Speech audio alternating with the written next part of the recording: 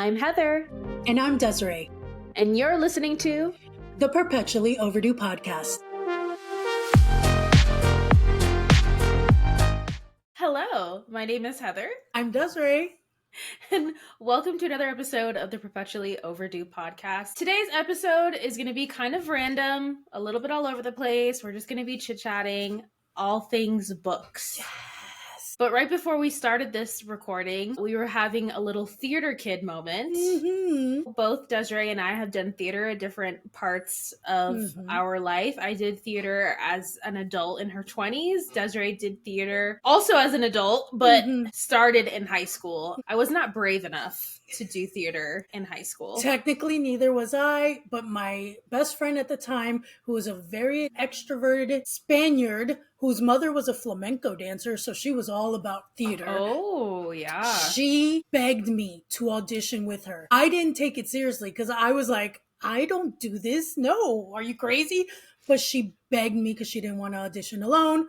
Long story short, ironic how life works. I got an ensemble part and she didn't. And that's how it all began, my theater career. Not only that, your love. It's discovering a passion. And see, that is a perfect and prime example of taking chances, taking risks, doing things outside of your comfort zone because you never know. Never know. It literally became such a huge part of who I was. Continued it all throughout high school. I continued it after. I auditioned at a university to the point that in the yearbook, they interviewed me my senior year. And I remember there's a quote. I literally was saying how no matter what I do in life, acting was always going to be a part of it in some form or another because it's who I was. I was determined that this was going to be all I did all my life. We've talked about this in previous episodes, but that's how we met. I joined the drama ministry in church, but it was funny too because just how important theater was to Desiree at this time. Perfect example. Desiree did not like me when we first met for various reasons, but it was so funny because I was dating her best friend at the time, and one of the things that she said as an argument against me is she doesn't even like Moulin Rouge. Okay, which guys. I did like Moulin Rouge. I was like 19, okay, 1920. I was 17. At that point, I had a slight obsession with Moulin Rouge because it was like the epitome of everything I adored about musical theater. And I just ran with it a little too hard. Well, and understandably so. So my ex, her ex-best friend, we'll call him Derek. So Derek, he also shared an obsession over that movie. It was like a bonding point for the two of you. Although I do think back and wonder how much of that was his actual obsession and how much of it was just him trying to relate to you because he did have a crush on her. And it's so funny because I did actually really like Moulin Rouge. I mean, Baz Luhrmann at that point had done like one other film, Romeo and Juliet, two. Romeo and Juliet, Strictly Ballroom, which was like old. So many people didn't even know about that one. I didn't know about that one. Okay. So Romeo and Juliet was pretty much one of his like huge breakouts. That's the one that I knew. And visually, I had never seen anything like that and still have not seen anything like that to this day. Romeo and Juliet was so formative. Just, it visually, just the things he did to bring Shakespeare modern day while still keeping the essence of Shakespeare was brilliant. The set design, the costumes, everything was so... The soundtrack. Oh my gosh, the soundtrack. I still get goosebumps every time I hear that one song. Yes, exactly. I remember because I was in the party scene. That was one of the first times in my life that someone big was named Desiree.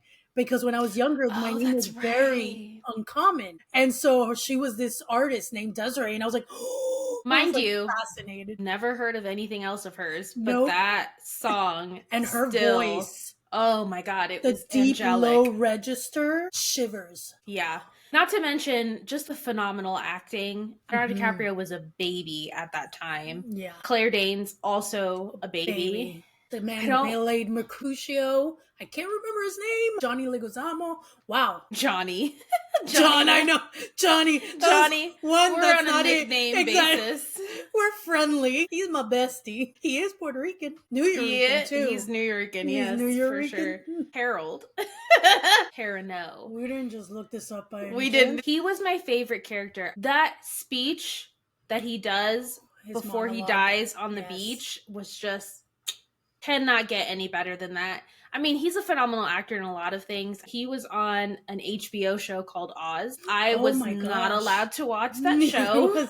It was far too adult for me, but I knew that he was in that show, and he had done a monologue. The only clip of that show that I ever got to see, it was just him, the camera. I think his character was in a wheelchair. He was just talking to the camera, and I'm like, this man, his presence is so commanding. He doesn't need all the frills and the extras that some actors need in order to be engaging. Ooh. Just the way that he delivers is so captivating. Yep. And I mean, he did that in Romeo and Juliet too. So chef's kiss. And this was like 1996, so it was a while ago, guys. Yeah, we were children at that time. So if we were able to recognize how impactful his performance was at that time, it just goes to show, because it's not like we were film connoisseurs. We're still not, but we appreciate and love and like to critique films. Desiree and I used to rent movies at Blockbuster because we are that age. We would talk about it, critique it, especially the acting. Yeah. Since it's a more casual episode, I'm just gonna drink it. oh, good, because my coffee's good today, guys. I'm like, I want to drink it. I was gonna say, not that I should encourage this, but the whole point you brought up theater because of what was happening before. Yeah. Only because I'm curious about your question that she did not let me hear until we were filming. Oh yeah, what was it again? So that audition that I got the role for, funny enough, out of all the possible first auditions for someone who did not think she was an actor, I ended up in the ensemble cast of Cabaret, the musical, in ninth grade. Granted, we did the PG-13 quotation version so that the school would approve it, but it was not.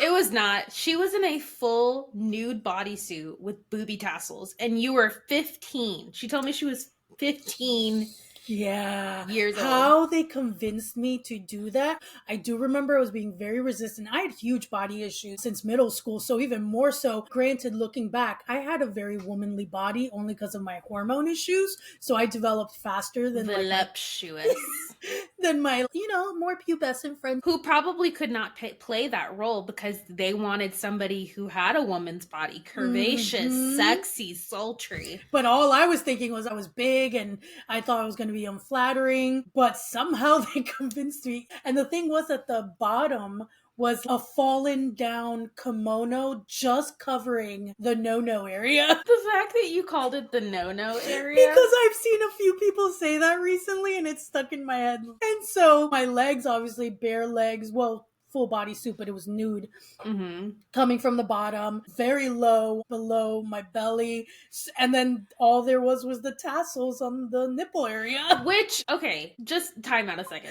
First of all, it's one thing for a grown adult to play a younger character that, does things. There's still controversy around that because you see Euphoria and how they feel like the guy who directs Euphoria just over-sexualizes teenagers, and a lot of people have had an issue with that.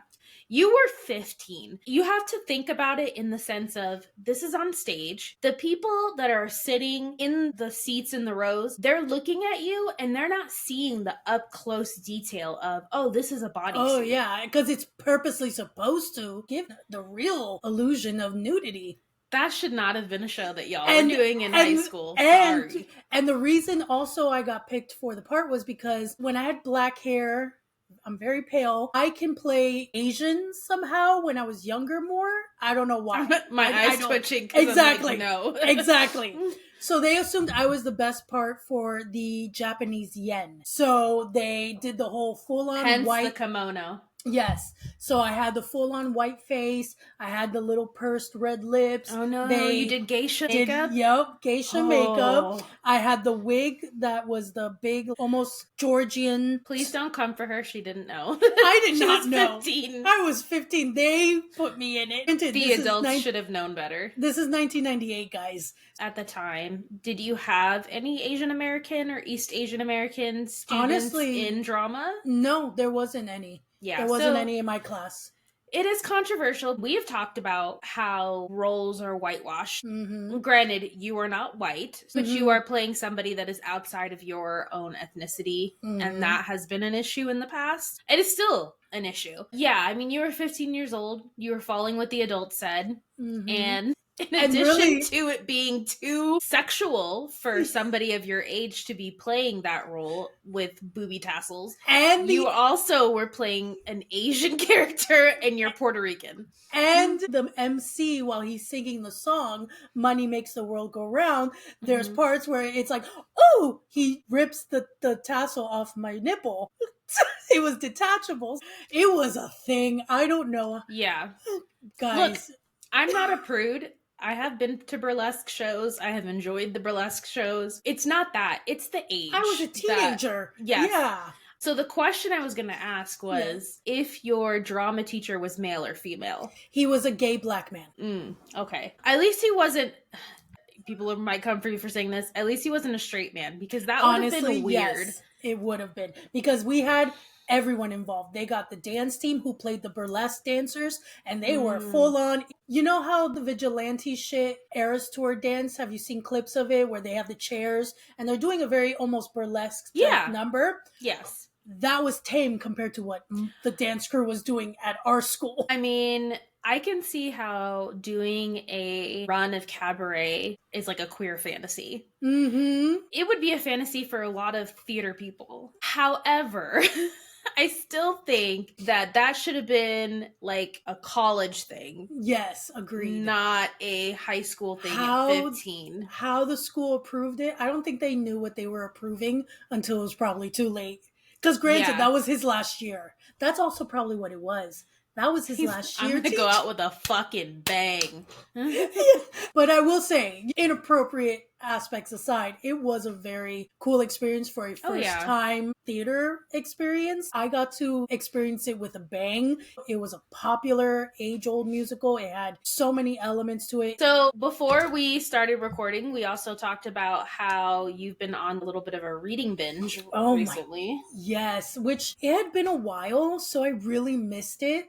Yeah. I have some things going on in my life that were just a little intense, and I needed to kind of just shut it all out and go into my little hole out and my little happy escapism. Here's the thing. My all or nothingness of my neurodivergence doesn't know how to not read one book a sitting. Meaning, if I start the book that day, if it's 6 a.m, I am finishing that book. Even if I have to wake up at 9 a.m, 3 hours later. But honestly, I never regret those nights. I could be exhausted the next day, but when I've actually enjoyed the book, I'm like desperate to do it again. Yeah. So I've done a few new books this week, and I've done a couple rereads. I'm on a reread right now, and I'm so excited that at the end of today, when I finish writing, I'm going to get back into bed and I'm going to keep reading. You had actually asked me about rereads, and I was like, what? So this was interesting. Yes. Okay, so I had asked Heather, because I do have a few like tried and true rereads, I had a feeling that potentially she didn't have,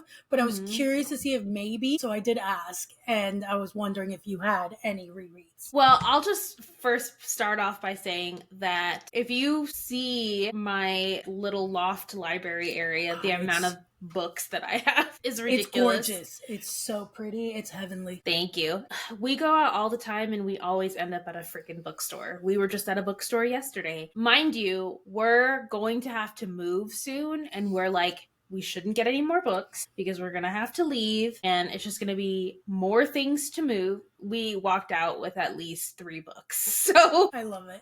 Doesn't really work for us. I will say there have been seasons where I have read a crap ton of book, like at least once a month, reading 12 books in the year. And I've had the all-nighter binges and things like that. And then I went through a period of time where nothing was doing it for me. There was a lull and I would start reading books and then I would lose interest. I would stop reading for a little while, focus on some other artistic thing, then try to come back to it. It wasn't until my husband and I got together and he introduced me to horror, and I didn't think that I would like it. But he started with a very good book, which was Pen Pal. Highly recommend. It had me hooked from the very beginning of that story. And it was also really inspiring because the guy who wrote it, it started off, I think, as like a subreddit thread or something like that. And it just got to the point of being so good, people were like, this needs to be a book. And I need to pause because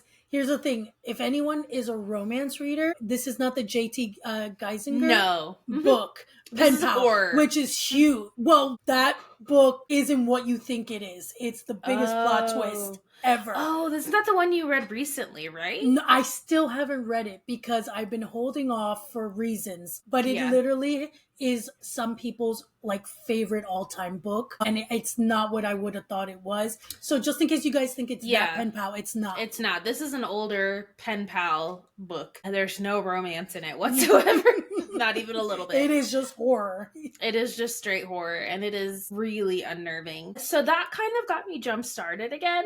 And then we have a book club. My husband and I we will read the same book and we'll take turns reading chapters. Right now, we're reading Stephen Graham Jones, also another horror author, because all of a sudden my taste started to shift a little bit, because before it was like dominantly YA. And I still love sci-fi, I still love fantasy, but it doesn't necessarily have to be within the YA genre for me to like it. So it all just depends. Desiree and I, we used to be really into YA. Huge. I was writing YA to publish YA. I thought that was the path I was going to stay on for a long time. And that's the thing. Taste changed, interests changed. You started getting more into the contemporary romance. I started getting more into horror, and that's just kind of where we live. And every once in a while, a series will come up. Like I've read Fourth Wing. I have Iron Flame and Onyx Storm, but I have not started to read them yet because the third novel of the Children of Blood and Bone series finally came out. It was so long in between the second and third book that I forgot major plot points. So now I have to go and do the Spark Notes review of the first two books. And then also I was giving the Court of Thorns and Roses, people are going to destroy me for this. I was trying to give that series a second chance. I had read the first book. I liked it. We had a discussion about it because you were like, that author, be careful. She likes to switch the love interests a lot of times. I also have, what is her other book? Assassin's Blade. That series. Throne of Glass series. Throne of Glass series. Yeah. Assassin's Blade, I think, is the prequel. The prequel. So I had that one, and you had warned me about it. You were like, she changed love interests very often. I'm not about that life. That's the thing. It's a huge pet peeve for me, and it's just a personal interest. Because especially for me, romance is very predominantly my genre of choice. You can switch up the subgenre to be anything. So because of that, I am very much someone who is only wanting to invest in one main couple. And that's the only journey I choose to go on. I don't want real life. I don't want the reality. You want the happy ending. Yes, I get it. Most romances I read, obviously it's not the only partner they've ever had in their life, but that is the only story we're focused on, is their journey. Exactly. So then how do you feel about triangles? Ooh, okay. So when I was younger, I was not crazy about them in YA because they were very black and white, in the sense of falling for both characters, but needing to choose one in the end. You basically were being invested in both possibilities before the official ending. I wasn't about that either. Shatter Me. Okay, and see, that was rare. If you don't want spoilers, cover your ears. It's going to be spoilers in this Sorry, episode. guys. Yes. Sorry. I think because by book 2, we already make the switch to focus on Warner more. If she would have dragged that longer, I don't know if I would have stuck to it, and I probably would have gotten frustrated. But because by book 2, there was just such a clear, delicious chemistry between her and Warner, and luckily Tahara really focused on them more than Adam. Yeah. I was I was hooked. Well, not only that, there was a sense of betrayal in that Adam wanted her to be a specific version of herself. He did not want her to give in to her power and to use it. He wanted her to just be the sort of broken character that she had always been, whereas Warner was like, I want you to be the badass. Yeah, yes. I want you step into leadership, do all the things. I mean, even as far as a spoiler, killing his father, who's also Adam's father. He was supportive of her, and still, I mean, the series does end up continuing on. That was one where I tried to read it. I did it 3 times. I tried to read that book 3 times, and I would stop every time in the same spot. And I think we had a discussion about it. I think it's because I loved that series so much, and I loved Juliet and Warner so much that I was like, I can't have you fucking with them. Exactly. I just can't. If you're gonna ruin it, I can't do it. I can't. Yes, I would love more Juliet and Warner, but if it's going to mess with them, then I'll be happy where it ended. And the thing is, you can't have an engaging story without some sort of struggle or conflict. So you know that even if they end up together still at the end, because it's gonna tear our hearts out. Yes. And I already felt it in the beginning, because in the beginning of that continuation, he's grappling with the death of his father and feeling things that he feels like he shouldn't be feeling, like missing his father, you know, because they had a relationship regardless of whether his father was a monster or not. Yeah. And not really wanting to share it with her because he doesn't want to put that burden on her since she's the one that killed him. But she kind of knows something's up with him, and it's creating a division. It's creating distance between them. And I was like, I don't know. I know. So I still have it on my shelf. But going back to what we were saying before, the Court of Thorns and Roses, the main character, Freya, her story is exactly the same as far as the love interests. You have the first book with Tamlin, and you don't really see the sort of problematic aspects of it, because in my opinion, again, I don't know if people are going to come for me. To me, A Court of Thorns and Roses, the first book, is just a ripoff of Beauty and the Beast. It was promoted that way by the publisher. And that was one of my favorite Disney movies growing up. I've watched that movie 100 million times, and it got ruined for me as I got older, and everybody's like, you know, it's just Stockholm Syndrome, right? And I'm like... And I was like, how dare you? It's true, though. I know. It's so true. And that's a similar... But every dark romance girly is like, shut up. Yes, exactly. And there's an aspect of that with this. We talked about this in our Imitating Life episode. You can separate fact from fiction. Obviously, in real life, you would never want someone who's been captured to fall in love with their capturer. No. But in a fictional context...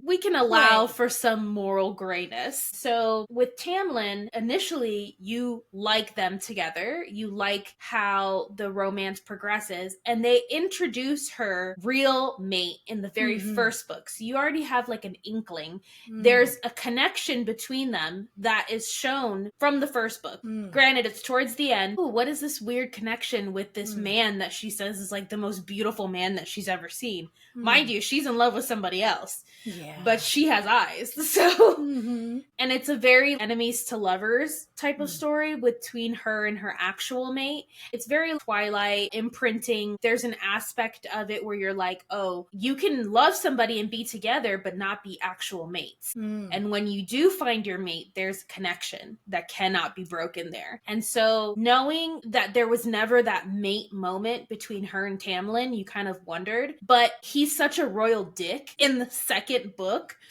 that you're begging her to run from him. It's not like a complete 180 for his character. He was problematic in the first book, but you're so caught up in the romance, you don't see the problems. But see, here's what I can't do. Okay. So for me, for me personally, and the reason why I can't go there with that book or any books like that is because they get intimate in book 1, don't they? Yes.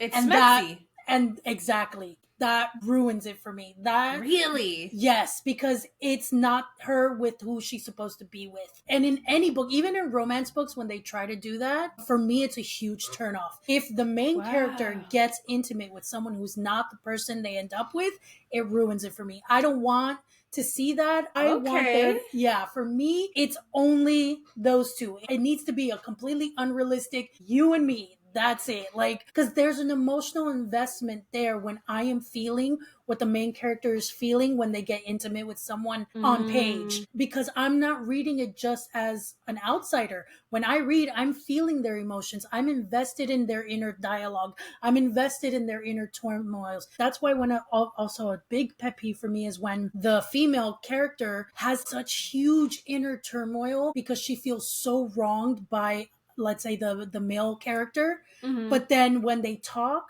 she has no backbone and she'll just fall in his arms. But girl, because then I'm like, I'm pissed. Is this whole episode gonna be pet peeves? Because I got some too. Let's go. Do it. For me, I'm like, I felt your anger. I felt your pain. I felt your hurt. And now suddenly it's like something took over your body snatchers. And because he did something sexy, you forget it all. But now I'm emotionally upset and I can't just turn that off. Girl, I hate female protagonists that have no backbone. It's one thing for you to make mistakes. I am all about character development. Of course. Every character has to have an arc. Yes. I get that. But for some characters, it's like mistake after mistake after mistake. It doesn't feel like they ever learn. And sometimes, in the worst case scenario, you get zero resolution with her ever developing a backbone, ever sticking up for herself. Especially if her and this guy are endgame.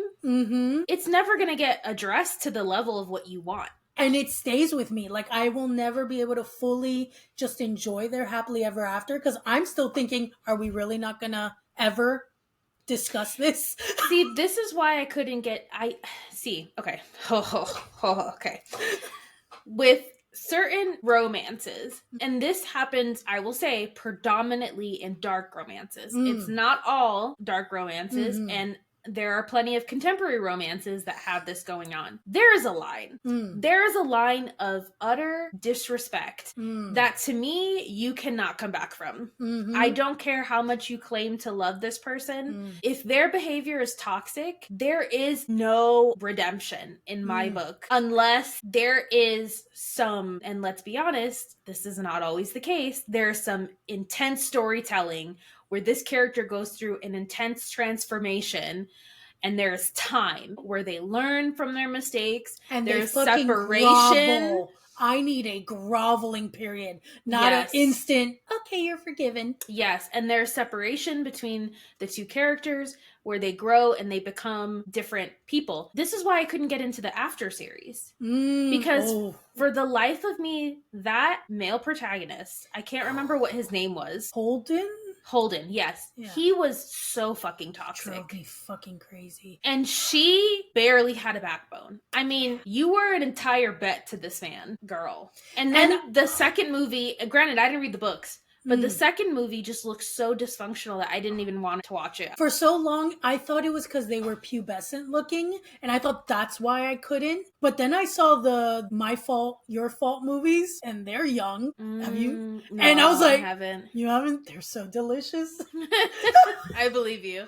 They're so delicious. So it wasn't the fact that they were young. It wasn't the fact that they were young. It was that they were just really unlikable characters. And that's exactly like... with books, well, they're a book character as well. Book characters, the female characters that simp so hard that they literally have no backbone when they feel wrong. Because again, you get their inner dialogue explaining where they feel upset, where they feel wrong, where they feel hurt. But as soon as the person is in front of them, they're a simp with no backbone, and that drives me crazy. Not to mention that this girl started off wrong. Because she was in a relationship when the thing with Holden started. And she didn't even like him in the beginning, because he was very arrogant. But it's like one of those push and pull things. Externally, she's doing the witty comeback type of thing that we see in a lot of female protagonists. But on the inside, she's like, for him, right?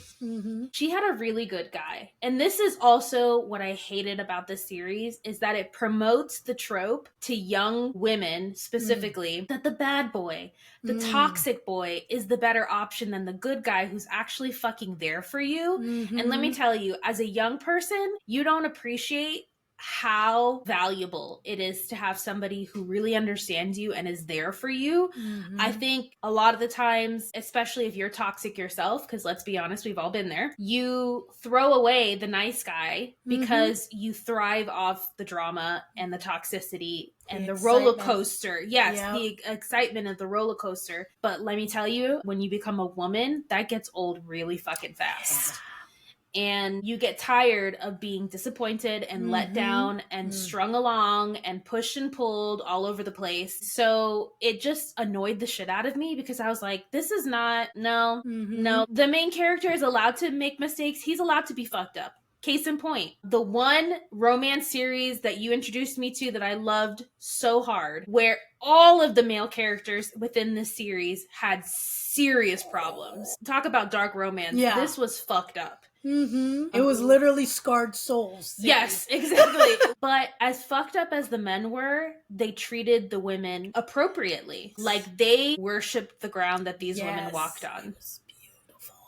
And you didn't have to go, ooh, that was bad. He shouldn't have done that. Because again, DV is a real thing. And the last thing that we want to be promoting is that DV is normal and should be tolerated in any way, shape, or form. Just because a man isn't physically hitting you does not mean that you're not being abused. Exactly. So when I see these toxic little shits and they're being abusive, and then they do the whole love bombing, I'm sorry, I'm such a piece of shit, please forgive me. Again, I know that there's a separation between fact and fiction, but when you read a book, that story stays with you. It becomes a part of you. I don't think that we should be planting seeds in women's minds that DV is sexy or romantic or should be tolerated in any way, shape, or form. Do I think that there can be a redemption arc for somebody like a Holden character? Sure, I think that there can be. There was nothing redeemable in that story about him. There was no moment where I felt like he had learned from his mistakes, because he would apologize,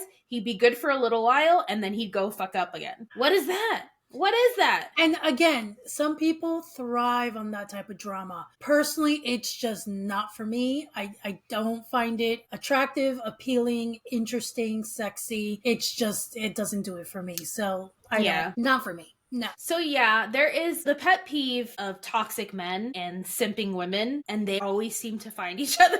I 100% agree with you. I love a strong female character that knows who she is. Yes, she can make mistakes. Yes, she has character flaws, but she is not going to be the morally gray character in the sense that she just allows people to treat her any kind of way and there's no consequences. And for example, there's an author I adore, but she toes the line for me where either I adore her books and I'll reread them or I hate them. Oh, weird. Yes. I love her, but she is like one of the OG alpha male writers. Not all of them are bad. I know. Okay. I know. Hold on. No. Okay. But when she does it right, oh my God, she fucking does it right. I hear you. But when she doesn't, it drives me crazy because it's very much the female just takes it. But when she does it right, for example, I'm reading right now one where it's about a shy librarian who grew up in this small town. She's been there all her life. She's still a virgin at 29 just because she didn't really date much. She was very much in her own little world. She's very innocent. And then you have the small town cop that she's been crushing on since she was like 13 years old. But his life took a turn. Long story short, he was basically blackmailed into marrying someone because it's a romantic suspense. There's other issues happening in his life. So he made it very clear he was not marrying this woman for love. He was still out and about with other women. There's a lot of drama and history with that. Pretty much the story starts out where his wife, who again, he was forced to marry her, a lot of dirty laundry stuff behind the scenes. She ends up being murdered. And so he has now a lot of guilt. It's a few years later. Case is still cold. It's connected to other stuff. So they start their thing. And there's a point in the story where because of his past, he feels like he doesn't want to taint her. He doesn't want to put that on her. After they started something, he has this moment where he does his stupid guy thing where he just shuts down and he's trying to put her away so that she can go and give up on him and live a better life without him. What I adored was because she's a softer girl, but she has backbone. Because even though he was trying to pull that shit, she turned it around And in that moment, she was like, okay, you're not going to do this. We're not playing this game. And that scene. I love it. That's the thing, like, the character can be soft, she can be more innocent, or like you said, they can have their character flaws. The male doesn't have to be perfect at all either. No. But it's what they are to each other, how they respect each other, how they go out of their way for each other. Those things. Yeah.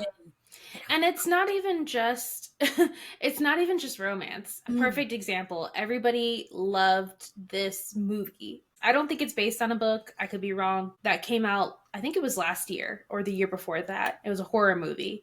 And people still to this day will talk about it and reference it because the director of that movie is coming out with a new movie and they were like, this was my favorite horror movie of 2024. Talk to me. The main character, first of all, she's a POC character, which I love because you don't really see that a ton. And she was dealing with the grief of losing her mother, but that grief ruled everything. It overshadowed everything. It overshadowed every relationship that she had in her life with her father, with her best friend, with her best friend's little brother that she had known for forever, that was there for her, comforted her when her mother passed away. She made stupid decision after stupid decision after stupid decision to the point where I'm like, this is not even realistic, because you have the horror element, which normally when something supernatural happens, it kind of is a wake-up call for a lot of characters in the horror genre, especially if they're the ones that are responsible for it. It's like, oh shit, I fucked up. And then they spend the rest of the story trying to fix it.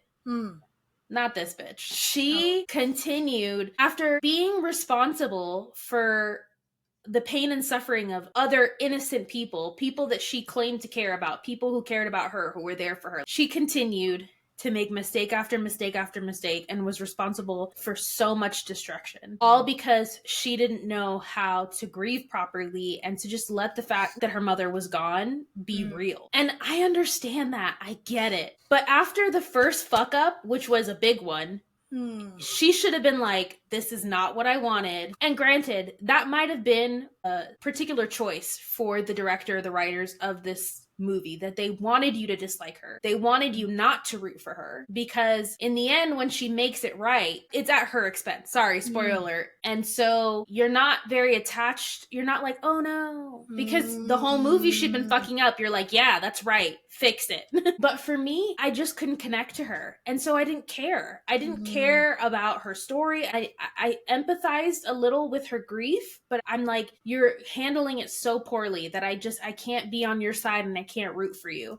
And if that was the goal, you did it correctly. But if the goal was to get you invested into this character and this story, it fell flat for me, because I need to care. I need to care about the character, especially if it's the main character. Exactly. Otherwise, you check out. Yep. I checked out. I was sitting next to Nick and I was just like, I'm so ready to... She can go. Like, I was like, she can die. I won't care. She pisses me off. I need this to be done. And that just goes to show, too, it's just preferential, right? Like, for you talked about how intimacy can really be a game changer for you when you're reading a book. I don't have an issue with that. If a main character is in a previous relationship and they're intimate with each other and that intimacy is shown, because it's one thing if you know about it conceptually as opposed to actually reading it on the page. I don't mind that. It doesn't ruin it for me, because I know that if it's good writing, I'll be able to latch on to the new love interest and go, oh, this is the OTP. Because I was able to do that with A Court of Thorns and Roses. When she gets together with her mate, I'm not even thinking about what happened with her and Tamlin, but that's me. Yeah. No, and honestly, I think that's most people. It's actually more normal. I know that it is very much a personal pet peeve of mine. I'm very usually careful when I'm like on live streams with the writing community and we're talking about books, because I know so many fans of that series and of that author, and rightfully so. I mean, they're successful for a reason. It has nothing to do with the qualifications of that author as a writer and entertainer. It is really a personal, weird pet peeve of mine, where I like my romance to be very specific, because I know how invested I get. I get too invested emotionally. And it could be because there was a season in my life, it was during my mental health struggle years, where I was very much reading at least 20 books a month. Girl, so yeah, because I had KU, so I could easily rent a book, read it one day, literally download another one, read it immediately after. And that's what I was doing, like back to back to back. Yeah. Also during my very depressive episodes, a lot of being in bed and not getting out and facing the world situation. So I was heavily reading, even more so being that was like my world. That was what I was exposing myself to. That was the only thing I was really giving myself to instead of facing the outside world. So I think I just grew this tendency of overinvestment with stories I get into. And granted, we were talking about love triangles. Yes. I will say, I have read authors and books where there's a soft triangle situation, not like a hardcore one where it's like this huge thing, but it is kind of like a little tug and pull. You know, it's about this main couple, but because of whatever's going on, maybe one of them is struggling with wanting to take the safe option, or there's different scenarios. So I can do those. But if it's like a heavy love triangle situation, I'm not about it. Yeah, and I get where you're coming from. Like, you want a Hallmark romance, even if there is tons of other fucked up shit that's happening around and a lot of smexy, but you want the love between them to be on like the Hallmark level, where it's like just these two, nobody else, they're just about each other. And I totally understand that. I used to be like that too. This is kind of an embarrassing story, but I got really destroyed at the end of the Pirates of the Caribbean series. I remember you were so upset. Because I was like, are you fucking kidding me? 3 movies where I get involved in, I think it was Elizabeth Swann. Yep. And what was Orlando Bloom's character? God, this is a long time ago. I know. I only remember her name. Okay. We'll just say Orlando Bloom's character. So invested in the two of them being together. They come together finally, even though the odds are against him because, you know, she's like this noble, comes from a wealthy family girl, and he's like a nobody boy.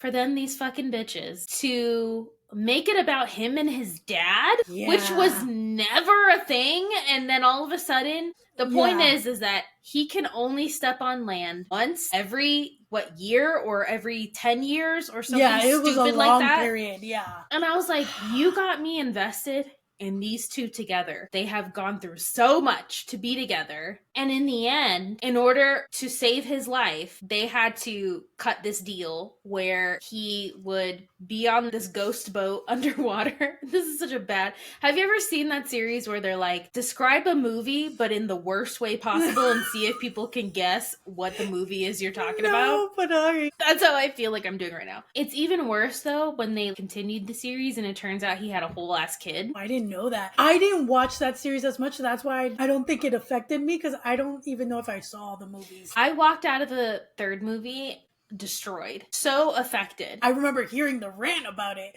I didn't see them, but I heard it. And that was the moment that I actually checked myself and I was like, okay, let's step into reality for a second. These are not real people. I had to literally tell myself, the actors who play these characters, they're fine.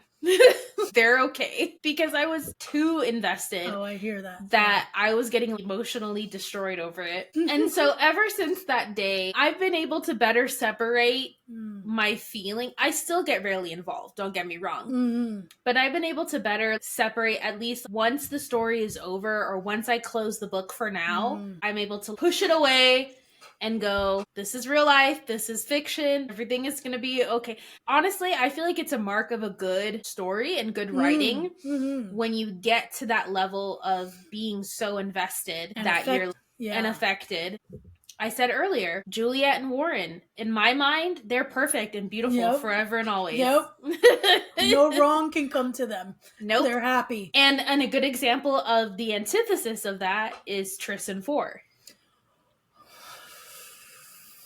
Let me tell you, I do not agree with sending any author or anybody death threats. That's too much. Yes, agreed. But I agree, that was not the ending that we wanted for that story. That was not...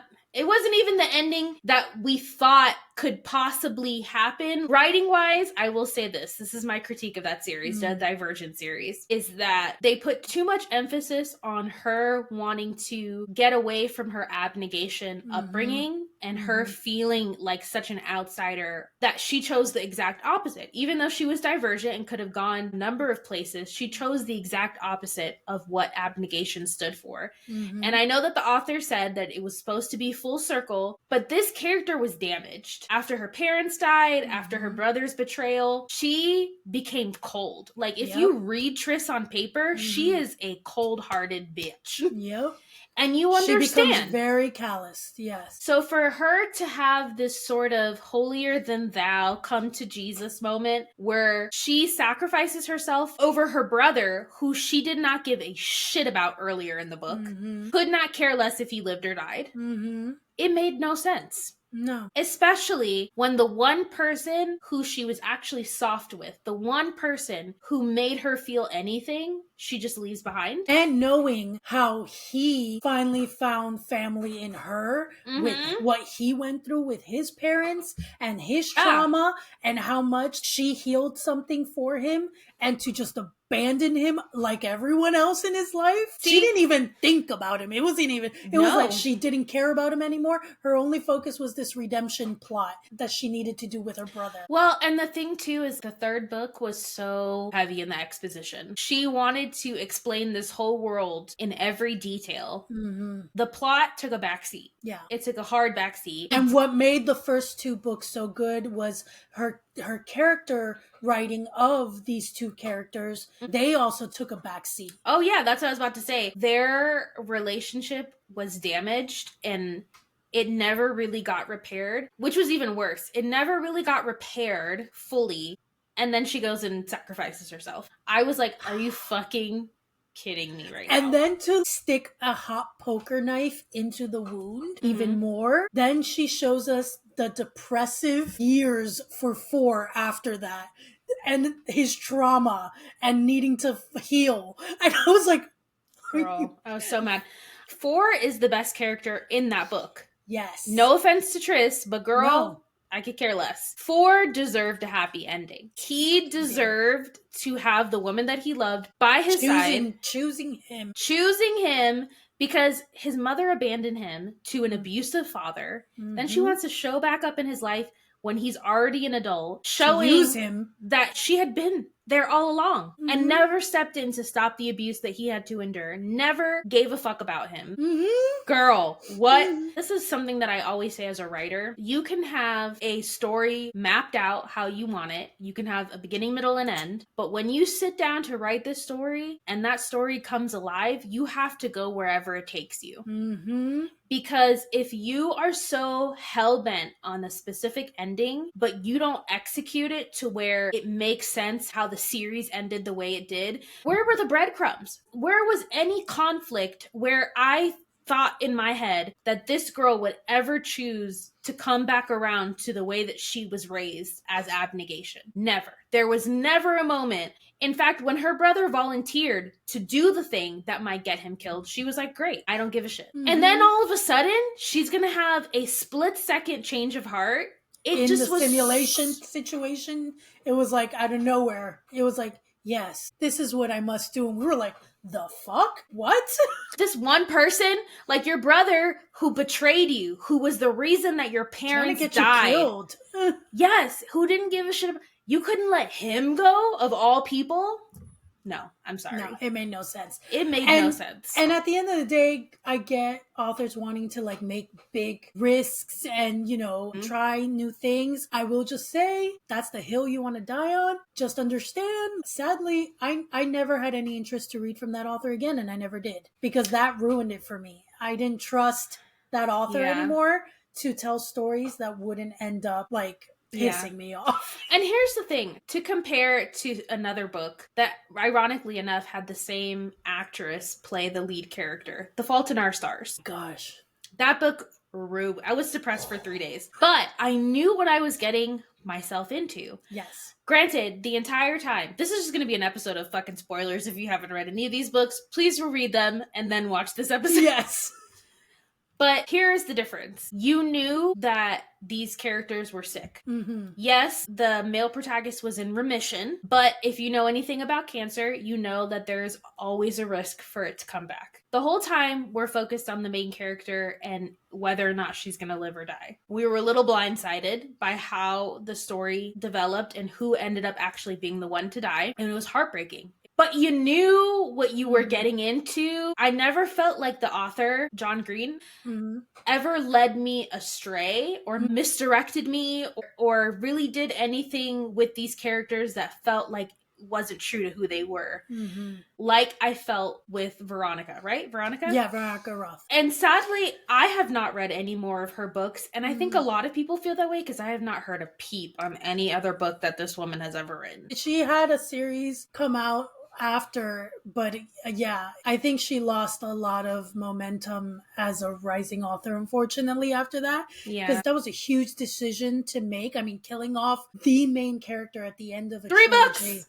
Yeah, the end of a trilogy was a bold move that maybe could have worked if a story was done differently, but it didn't work for her because majority of the fan base was not just even upset, they were like livid. Yeah. Again, if it was a destiny thing, then make it about that. Make it about this destiny that this character has, or focus more on the full circle moment of her coming to understand who she is as Divergent, as Abnegation, just as much as she is Dauntless, just as much as she is any other thing. It didn't feel necessary. It didn't feel like the fate of the world rested on her shoulders. And if it wasn't a Divergent to pull the switch, do the thing, then it wouldn't have happened. You know what I mean? Like, there was no sense of destiny. It could have been anybody in that situation. It could have been anyone. Yes. That's how it felt. Exactly. And so why her? Why her? Just so that she can show that she has come full circle?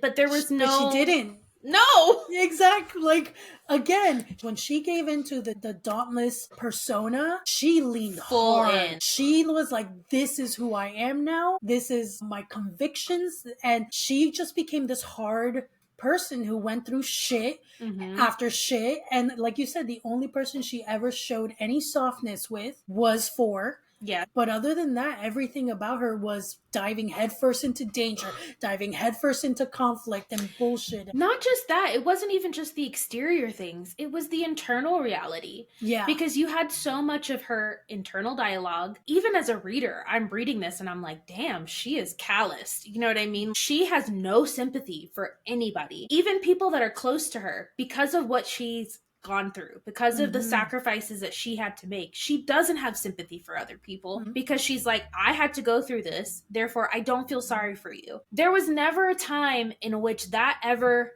felt like it changed or became something else. She just didn't care. It wasn't like she was a complete total monster. No, because she was trying to help save the city when they realized there was more to it and all these different things. Exactly. I feel like she cared about innocent people. I feel like she cared about people like herself who had really nothing to do with the destruction of their world as they knew it. And there was a very clear enemy. There was a very clear who was doing good. There was nothing about her brother that was redemptive enough. Yes, he volunteered to do this thing. That was about it. That was the only thing. And then he doesn't even follow through with it because she takes his place. So it just... If I remember correctly, like, he was still kind of a piece of shit after that. Supposedly he made some changes, but not really. He still ended up like in a higher sector of something. I don't even... Girl, you know what? I don't know because I was impatient and I skipped ahead because I could tell where it was going. I had a feeling and I skipped to the last chapter. I never actually read the chapters where she died. I remember it now. Because that's right. No. And the thing too is I already didn't love the third book because again, it was too loaded with exposition about the world building and what was really going on in this experiment and everybody that was living on the outside of this bubble. The relationship with her and For was so strained, and even when they got together and were intimate with each other. So, well, that's the thing, and that's what I was about to get into. Oh, what? She supposedly was having such a huge struggle about whether to show them intimate on the page or not, especially because this was earlier in the 2000s. There was a lot of like, oh my God, do you do that? You don't do Especially that. with YA. YA was YA. Yeah. So unfortunately, she took the biggest half-ass route. And when their supposed intimate moment finally happens in the third book, after all this strain and drama between them, it was a did they or didn't they? We don't know. Yeah. There are books that fade to black and do closed door, but you know what happened. Yeah. She kept it so half-assed up in the air. Like vague. Yeah. So vague that all you know is Trish wakes up the next morning. You don't know what happened. You haven't, like, it's so It's confusing. very much like leave it up to the imagination of the reader about that, which is not what we wanted. Especially when you've been invested in these two characters for 2 books and it was a highly anticipated moment. Again, if you're not showing anything in the page, which makes sense, it was YA, especially earlier in the years, you don't need to show any of that. But still, their kisses in Insurgent, no, because it just... No, go for it, because this was one of the very first YA series that Desiree and I ever, like, it made us fall in love with YA in general. It got us into YA. So we are very passionate about it because of how integral it was to our reading journey and our taste. And writing journey. I started writing YA because of Divergent. Exactly. And that's where a huge portion of writing novels started in my life. Everything else prior to that. I wrote plays, I wrote screenplays, I wrote poetry, music, everything. I didn't think I could write novels because the mentality was I didn't go to college, I'm not literary. Yeah, and it's kind of daunting to take that on. Yes, but no pun intended. But reading Divergent awoke something in me. Same. That I was like, I want to write dystopian YA. Yeah. Oh my God, this is my genre. I'll just say Arcadia. I'll just throw that out there. Yeah, I had the same exact feeling. And mind you, I could go on an entire 2-hour rant about the movie adaptations and how they fucked up so much of what we loved about those first 2 books. To me, Divergent, regardless of how Allegiant went, it still holds a special place in my heart. Same. I still think it's one of my favorite YA books. Same. For me, even with the movie adaptations, I'm kind of glad that it stopped at Insurgent. Well, they did Allegiant Part 1. They didn't end up doing Part 2. I never watched it. Neither did I. I stopped at Insurgent. I was like, this is how it ends for me. Same. I'm good. Oh man, after reading that book, I was so distraught. Again, I don't agree with giving the author death threats, but I can definitely understand the outrage. Because again, The Fault in Our Stars dealt with death too, and death of a main character as well that we really loved. And there's a way to do it. Yeah, and the morning after that, but it was beautiful. It had a purpose. It felt appropriate in a weird way, whereas this just felt like a waste. And the one character that we truly cared about was the collateral damage, as he's been the whole time. I know! That's what pissed me off, is that there was no justice for this character. We'll do a part 2 of book pet peeves, because I feel like this is definitely a topic that we can go on and on about. We talked about toxic alpha bros. We talked about female characters with no backbones.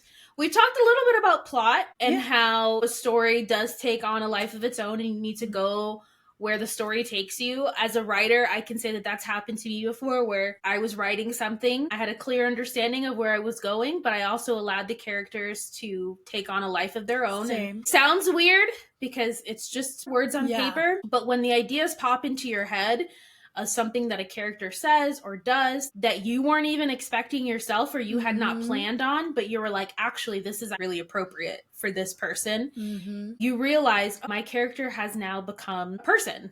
It's not just a name on a page. This is a person with a personality that makes decisions. And that's what makes a good story, is when the characters take on a life of their own. So suddenly they're not just making a decision based on the logic of the writer. Suddenly it's, no, this person with this specific type of personality and experiences would make this decision, which is not what I thought was initially going to be the plan, but now it makes sense. Yeah, because you don't want to just write a version of yourself every time. It's going to get old after a little while.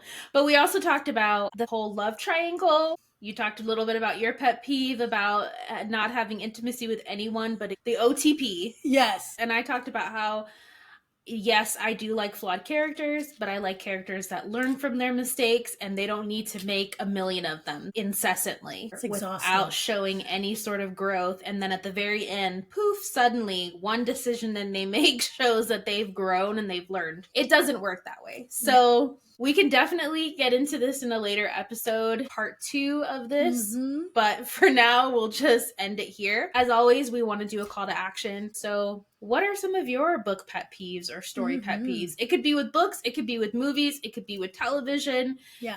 All those art storytelling forms. Period, yes. And if you're a writer, what are things that you yourself try to avoid in your own stories? Because it would be interesting to know. We would love to hear from you. And Desiree, you could take it away. So friends, please make sure you're following us and subscribing if you're on YouTube, watching us. Wherever you listen to podcasts, follow us, subscribe. Whatever it is you do, depending on the platform. But more importantly, if you can leave us a review, that would be fantastic. That makes a huge difference in the algorithm and really helps other people who would enjoy our content to find us. So thank you guys so much. We appreciate you guys for being patient. We actually had 2 weeks off. They weren't consecutive, but we did take 2 separate weeks off due to some family stuff. So we thank you guys so much for being patient. We're excited you're here today, and get ready because we have more episodes coming your way. Definitely hit us up on Instagram, YouTube, Threads, wherever we're at. You can start a conversation. And until next time, guys, bye. Bye.